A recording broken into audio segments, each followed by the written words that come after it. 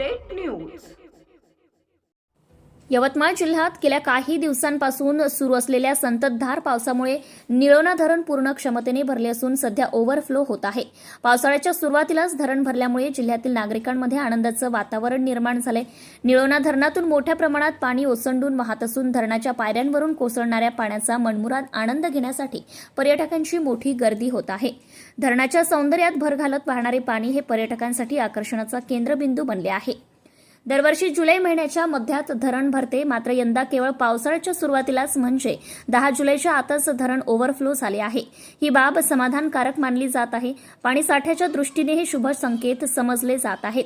पर्यटकांची वाढती गर्दी लक्षात घेता प्रशासनाने सुरक्षेच्या उपाययोजना करत सतर्कतेचा इशारा दिलाय। धरण परिसरात काही ठिकाणी प्रवेशबंदी करण्यात आली असून पाण्यात उतरणे किंवा धोकादायक ठिकाणी जाणे टाळण्याचं आवाहन करण्यात आले। अतिउत्साहात एखादी दुर्घटना घडू नये यासाठी खबरदारीचे उपाय सुरू आहेत। धरण परिसरातील निसर्ग सौंदर्य आणि वाहणारे पाणी पाहण्यासाठी लहान थोर सर्व वयोगटातील नागरिक येत असून पावसाळ्यात सुरुवातीलाच निळोणा धरण हे यवतमाळकरांसाठी एक निसर्ग पर्यटन स्थळ बनले आहे। प्रतिनिधी Syed Mateen, Yavatmal. Subscribe now and press the bell icon.